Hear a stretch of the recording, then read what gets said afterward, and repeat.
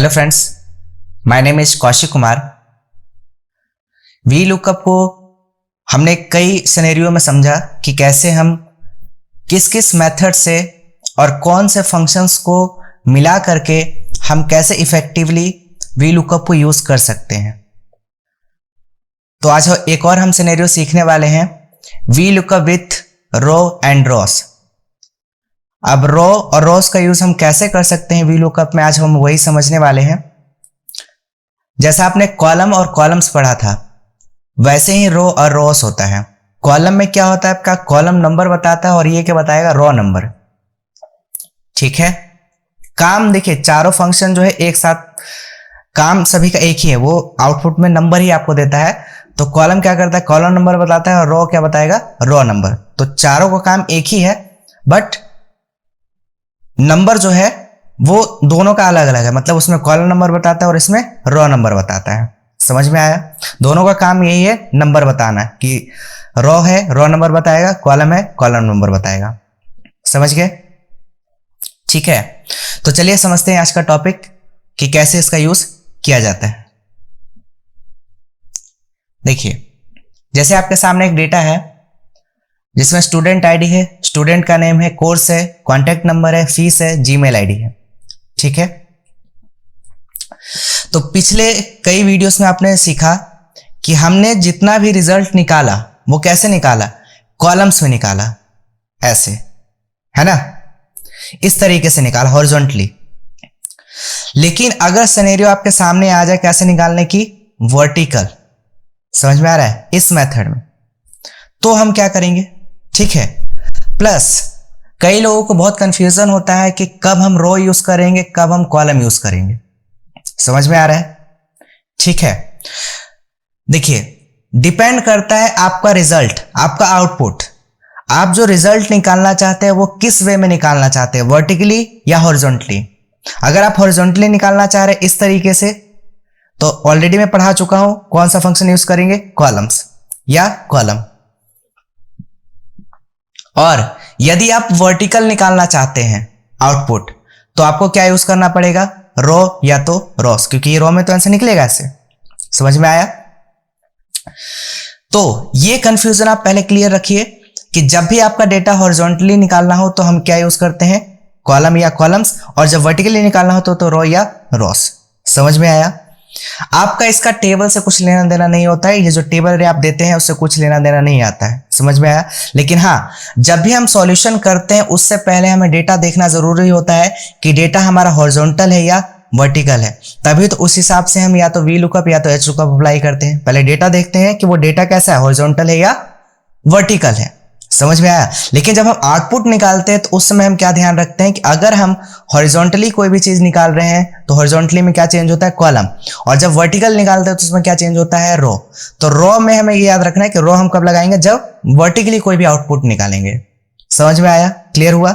तो देखिए, सबसे पहले मैं बिल्कुल जो पहले मैं पढ़ा चुका हूं, पहले वो कॉन्सेप्ट मैं एक बार समझाना चाहूंगा।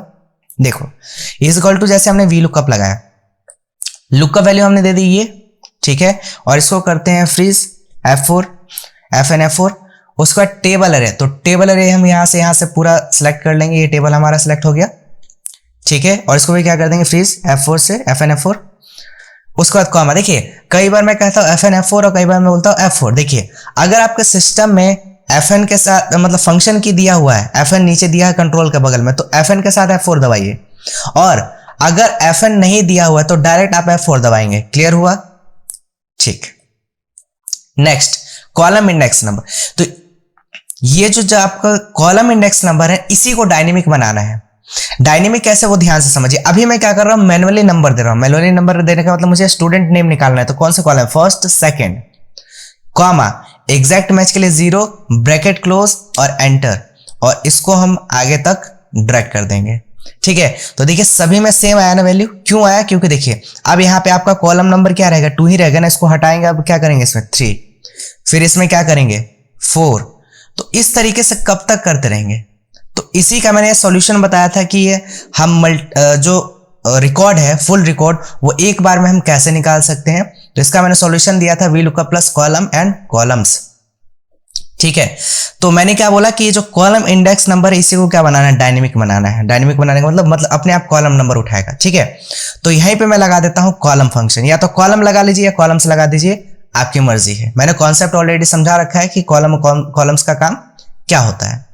ठीक है, तो यहाँ पे रेफरेंस पूछता है, तो रेफरेंस में मैंने दे दिया मुझे सेकंड कॉलम से रिजल्ट चाहिए, सेकंड। तो सेकंड कॉलम कौन सा है, बी। तो बी के साथ मैं 1 लिखूं चाहे 1000 लिखूं, उससे कोई मतलब नहीं है, सिर्फ मुझे मतलब है किससे, कॉलम नंबर से। समझ गए? तो बी का मतलब क्या आएगा, 2, ब्रैकेट क्लोज और देन एंटर। अब इसको कीजिए तो ड्रैग, आ गया आउटपुट आपके सामने। समझ में आया इतना? ठीक है, अब ये तो सिनेरियो हो गया कि अगर हमें कॉलम्स में आउटपुट चाहिए तो हम क्या यूज करते हैं, कॉलम या कॉलम्स का। ठीक है, लेकिन अगर सिनेरियो आपके सामने आ जाए कि मुझे वर्टिकली रिजल्ट चाहिए इस मेथड में, समझ में आया? तो इससे पहले यहां पे देखिए मैंने लिखा हुआ है कि ये काम क्या करता है। देखिए, it is use for to get your result in vertical format. ठीक है, और गेट रिजल्ट इन रॉस, मतलब अगर आप रॉ में चाहते हैं तब भी आपका ये फंक्शन अप्लाई होगा, रॉ एंड रॉस। और मल्टीपल रिकॉर्ड का भी आप एक साथ निकाल सकते हैं रॉ एंड रॉस की मदद से। जैसे यहाँ पे ये सारा रिजल्ट आपने निकाला ना ऑल रिकॉर्ड, वैसे ही हम रॉ और रॉ की मदद से भी निकाल सकते हैं, रॉ एंड रॉस की मदद से। ठीक है, तो सबसे पहले कॉन्सेप्ट में ऑलरेडी पिछले वीडियो में मैंने समझा रखा है कि रॉ एंड रॉस फंक्शन क्या करता है। एक बार मैं बस थोड़ा सा आपका रिकैप करवा देता हूं। देखिए, सबसे पहला होता है रॉ। तो रॉ फंक्शन क्या करता है, इक्वल टू रॉ। देखिए, रॉ फंक्शन क्या करता है, return the raw number of a reference. जो भी हम रेफरेंस देते हैं उसका रॉ नंबर बताता है। अगर मैं रेफरेंस देता हूं, जैसे इसमें मैंने लिखा A1 और ब्रैकेट को करा क्लोज और देन एंटर, तो A1 मतलब क्या हुआ, रॉ नंबर कौन सा पड़ा, 1। और अगर A के साथ में लिखता हूं 5, तो कितना आंसर आएगा, 5, क्योंकि रॉ नंबर इसमें क्या है, 5। क्लियर हुआ? और अगर मैं इसमें रेफरेंस नहीं देता हूं तो मैंने बता रखा है ऑलरेडी कि क्या बताता है, एक्टिव रॉ नंबर बताता है, जिस रॉ नंबर पे आप अभी हैं। तो क्या बताया, 17 बताया। ठीक है, और बात करते हैं रॉस की।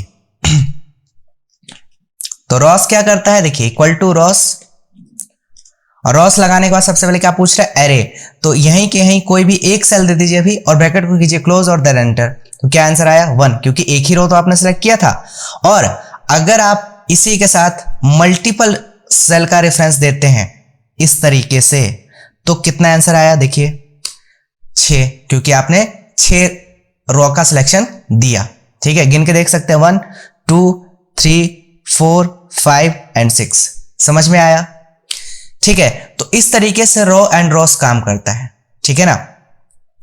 और एक चीज और, अगर मैं इक्वल टू रॉ का फंक्शन लगाता हूं, और रॉ नहीं रॉस, और यहां पे मैं 1 और 2 इस तरीके से सिलेक्शन ले रहा हूं, और पहले वाले जो ये मेरा रेंज है इसको मैं कर दे रहा हूं फिक्स, Fn F4, ब्रैकेट को करेंगे क्लोज और देन एंटर। कितना आंसर आया, 2। ठीक है, और मैं इसको नीचे अगर ऐसे ड्रैग करता हूं तो अपने आप देखिए रोल नंबर बढ़ रहा है ना, 2 3 4 5 6 7 8, क्योंकि देखिए ये चीज यहाँ पे पहले वाला जो 2 है ना, ये वाला ये यहीं पे फिक्स रहेगा, और जब ये नीचे बढ़ेगा ना, जब ड्रैग होगा तो ये नीचे वाला एरिया बढ़ेगा, लेकिन वो फिक्स रहेगा, तो वहां से उसमें प्लस करता आएगा, वो नीचे रो बढ़ता जाएगा।